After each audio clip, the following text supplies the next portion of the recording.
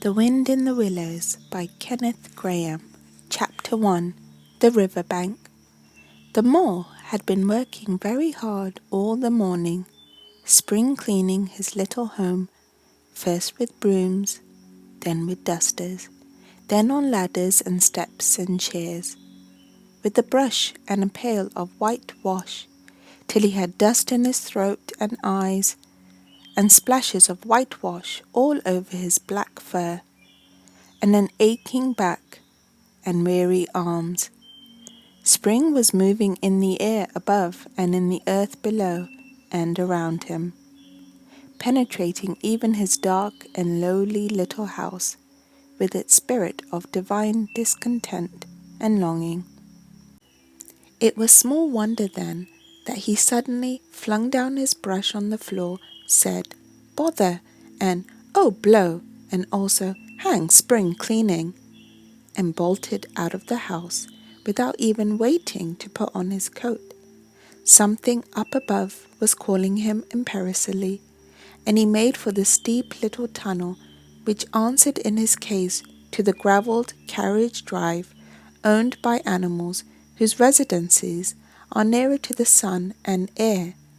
So he scraped and scratched, and scrabbled and scrooged, and he scrooged again, and scrabbled and scratched and scraped, working busily with his little paws, and muttering to himself, up we go, till at last, pop, his snout came out into the sunlight, and he found himself rolling in the warm grass of a great meadow. "This is fine," he said to himself. "This is better than whitewashing." The sunshine struck hot on his fur. Soft breezes caressed his heated brow, and after the seclusion of the cellarage he had lived in so long, the carol of happy birds fell on his dulled hearing almost like a shout.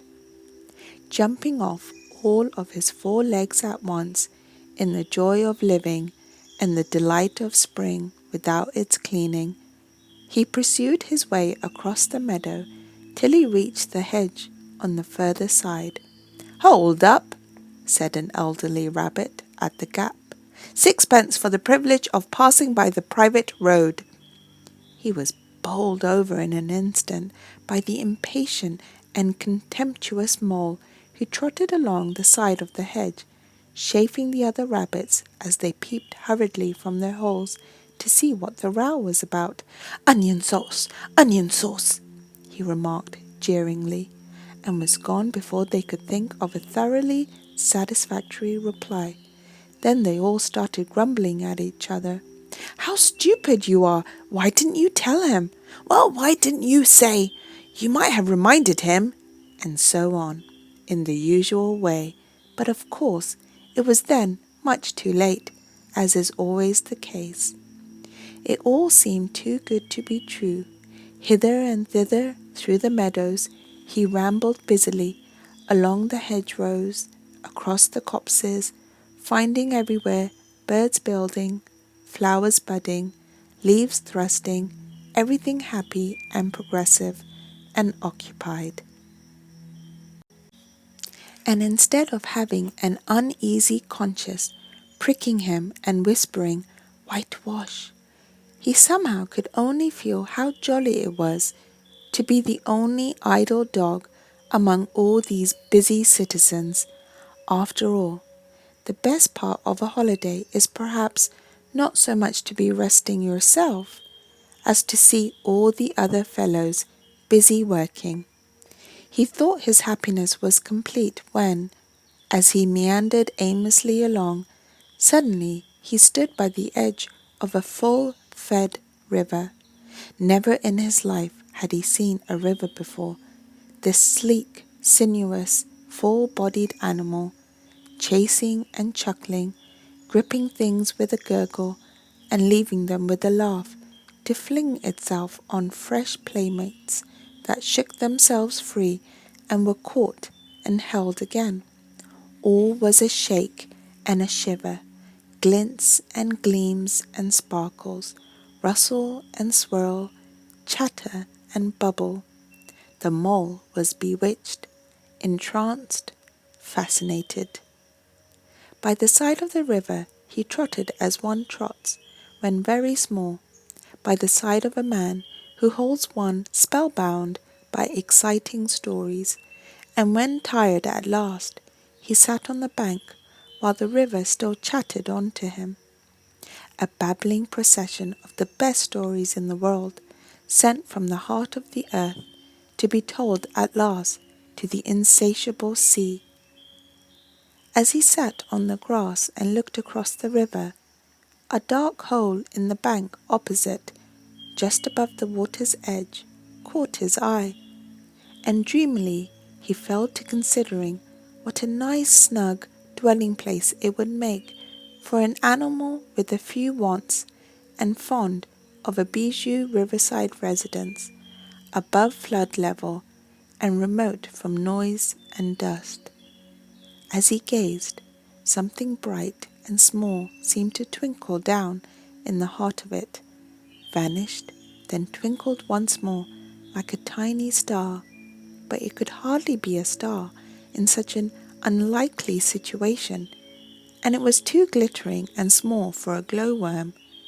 Then, as he looked, it winked at him, and so declared itself to be an eye, and a small face began gradually to grow up round it, like a frame round a picture.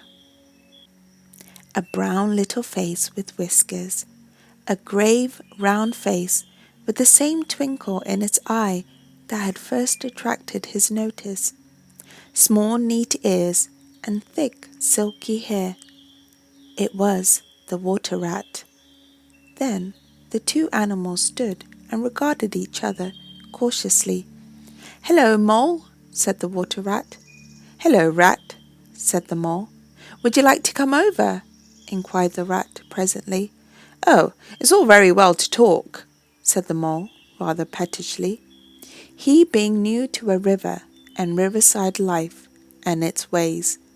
The rat said nothing, but stooped and unfastened a rope and hauled on it, then lightly stepped into a little boat which the mole had not observed.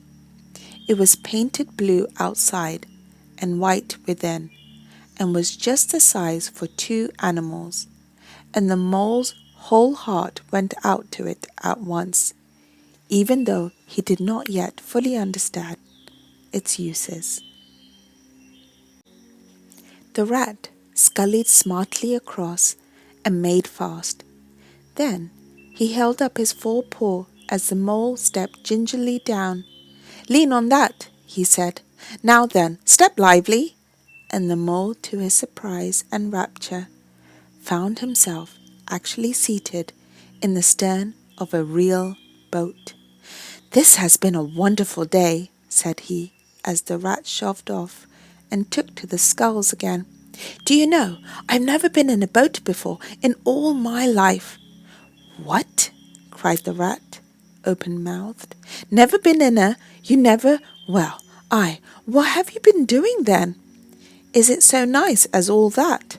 asked the mole shyly, though he was quite prepared to believe it, as he leant back in his seat and surveyed the cushions, the oars, the rowlocks, and all the fascinating fittings, and felt the boat sway slightly under him.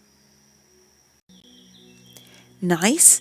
It's the only thing," said the water rat solemnly, as he leant forward for his stroke. "Believe me, my young friend, there is nothing, absolutely nothing, half so much worth doing as simply messing about in boats. Simply messing," he went on dreamily. "Messing about in boats, messing." "Look ahead, rat!" cried the mole suddenly. It was too late. The boat struck the bank full tilt. The dreamer, the joyous oarsman, lay on his back at the bottom of the boat, his heels in the air. "About in boats or with boats," the rat went on composedly, picking himself up with a pleasant laugh. "In or out of 'em, it doesn't matter. Nothing seems really to matter. That's the charm of it, whether you get away or whether you don't, whether you arrive at your destination, or whether you reach somewhere else, or whether you never get anywhere at all, you're always busy, and you never do anything in particular, and when you've done it, there's always something else to do, and you can do it if you like, but you'd much better not. Look here, if you've really nothing else on hand this morning, supposing we drop down the river together and have a long day of it. The mole waggled his toes from sheer happiness, spread his chest with a sigh of full contentment, and leaned back blissfully into the soft cushions. "What a day I'm having," he said. "Let us start at once." "Hold hard a minute, then," said the rat. He looped the painter through a ring in his landing stage, climbed up into his hole above, and after a short interval reappeared staggering under a fat wicker luncheon basket. "Shove that under your feet," he observed to the mole, as he passed it down into the boat. Then he untied the painter and took the sculls again. "What's inside it?" asked the mole, wriggling with curiosity. "There is cold chicken inside it," replied the rat briefly.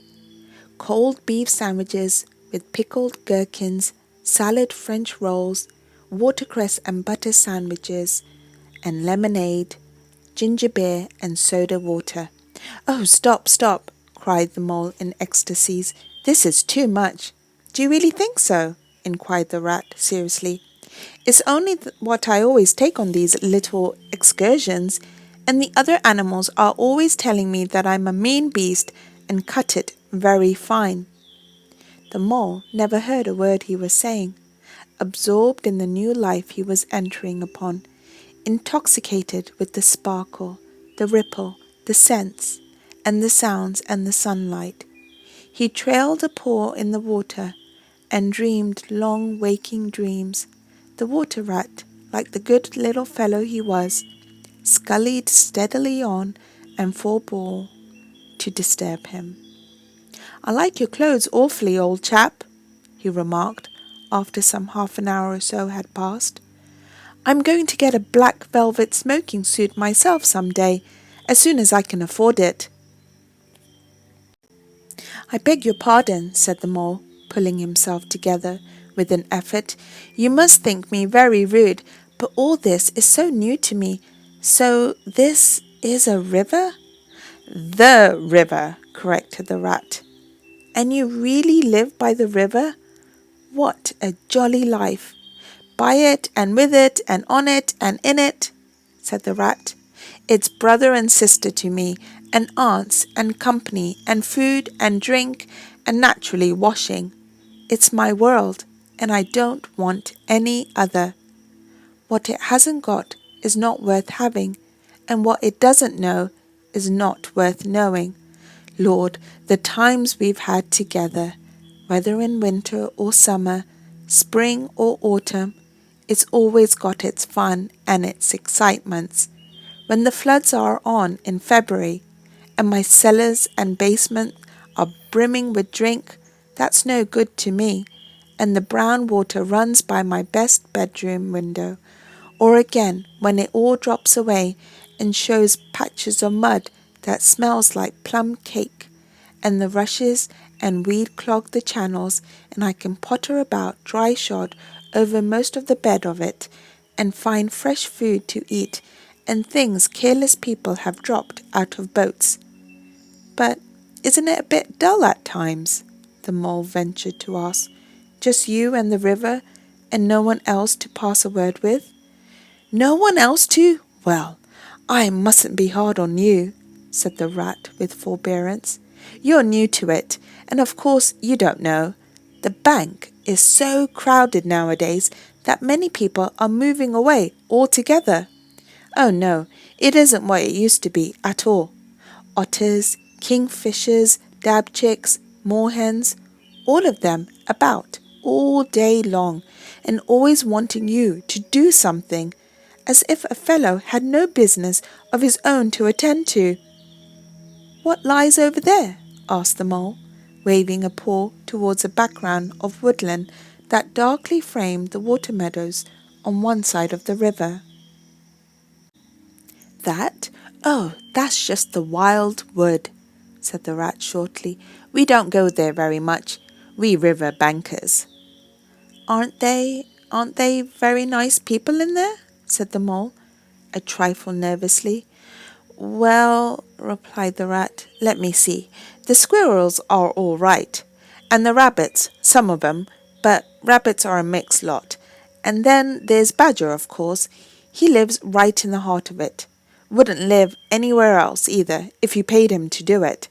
Dear old Badger, nobody interferes with him. They'd better not, he added significantly. Why? Who should interfere with him? Asked the mole. Well, of course there are others, explained the rat, in a hesitating sort of way. Weasels and stoats and foxes and so on. They're all right in a way. I'm very good friends with them. Pass the time of day when we meet and all that. But they break out sometimes. There's no denying it. And then, well, you can't really trust them, and that's the fact. The mole knew well that it was quite against animal etiquette to dwell on possible trouble ahead, or even to allude to it, so he dropped the subject. And beyond the wildwood again? He asked, where it's all blue and dim, and one sees what may be hills, or perhaps they mayn't, and something like the smoke of towns, or is it only cloud drift? Beyond the wildwood comes the wide world, said the rat, and that's something that doesn't matter, either to you or me. I've never been there, and I'm never going, nor you either, if you got any sense at all. Don't ever refer to it again, please. Now then, here's our backwater at last, where we're going to lunch. Leaving the main stream, they now passed into what seemed at first sight like a little landlocked lake. Green turf sloped down to either edge.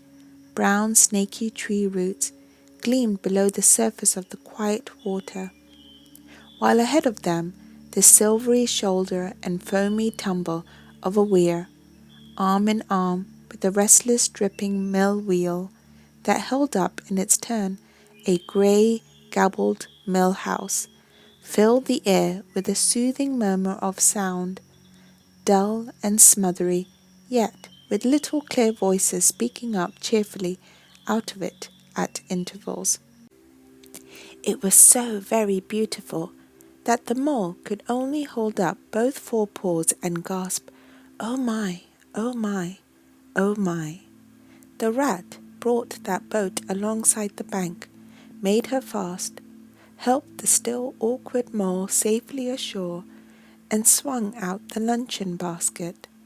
The mole begged as a favour to be allowed to unpack it all by himself, and the rat was very pleased to indulge him, and to sprawl at full length on the grass and rest, while his excited friend shook out the tablecloth and spread it, took out all the mysterious packets one by one, and arranged their contents in due order, still gasping, "Oh my, oh my," at each fresh revelation.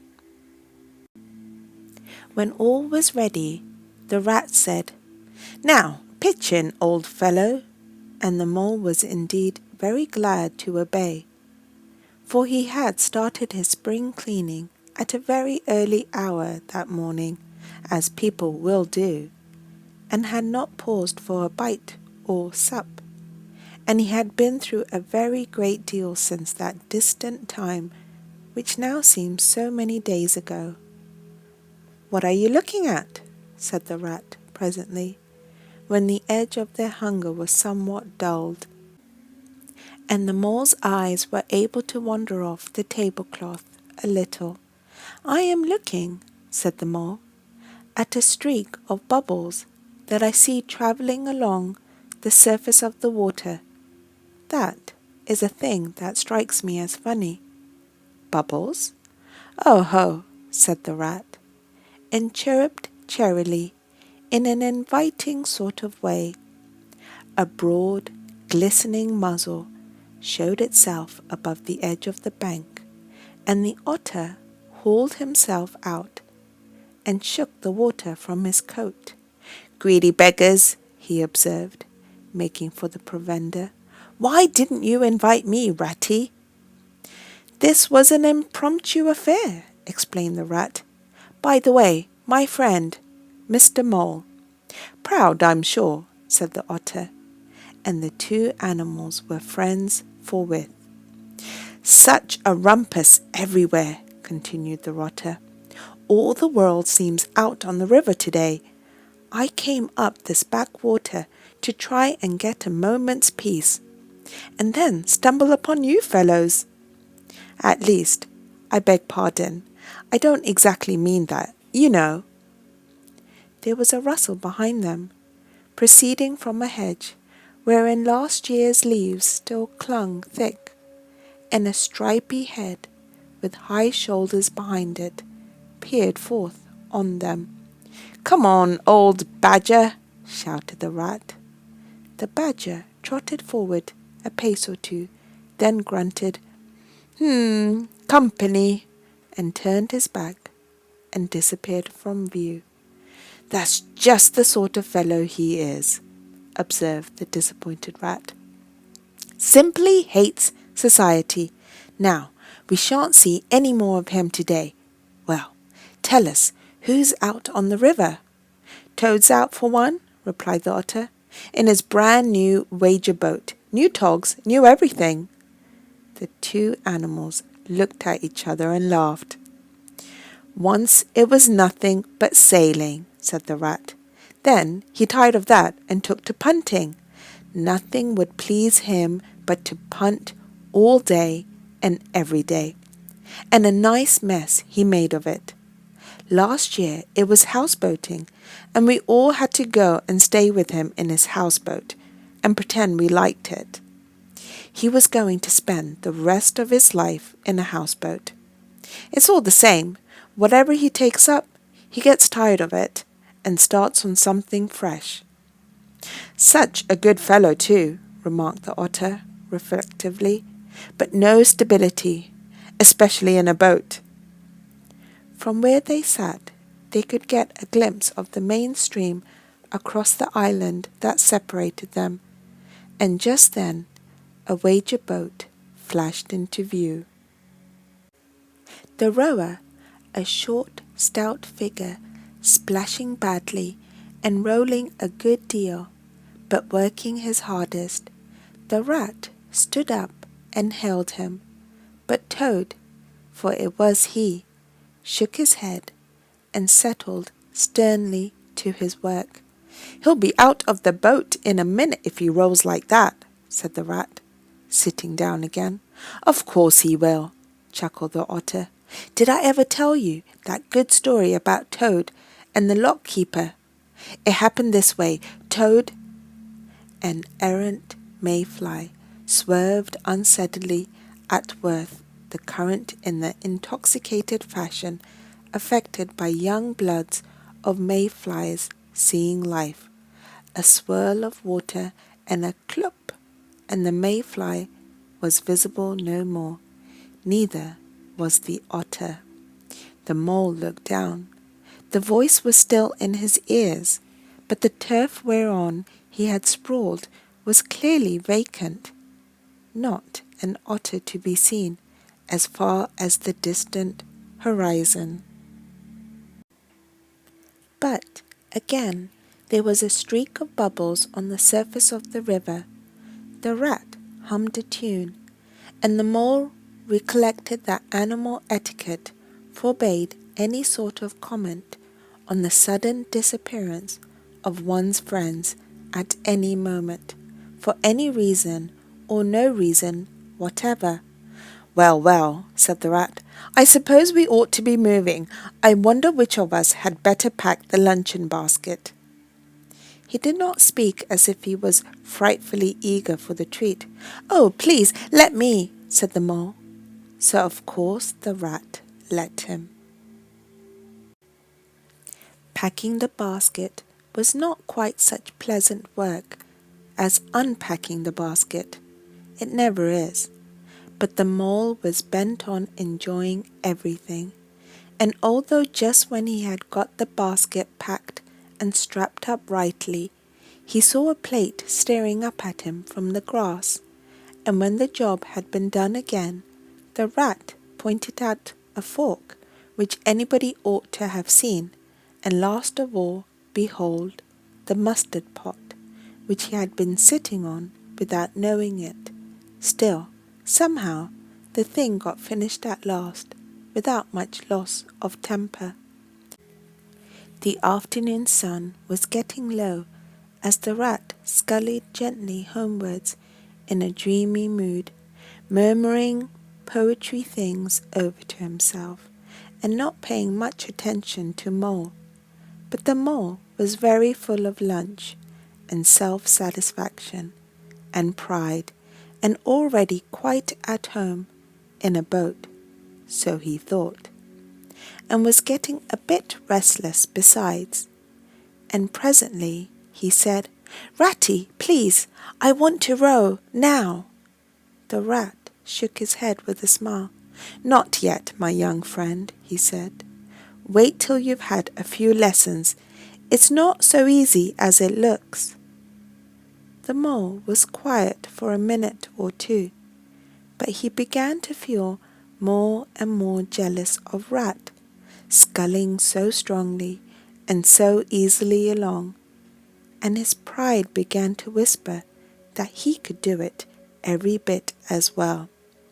He jumped up and seized the sculls so suddenly that the rat, who was gazing out over the water and saying more poetry things to himself, was taken back by surprise and fell backwards off his seat with his legs in the air for the second time, while the triumphant Mole took his place and grabbed the sculls with entire confidence.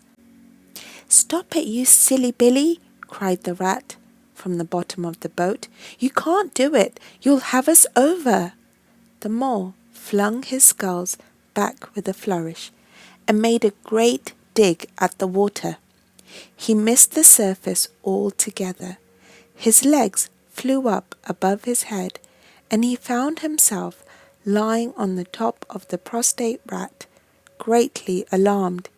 He made a grab at the side of the boat, and the next moment, splosh!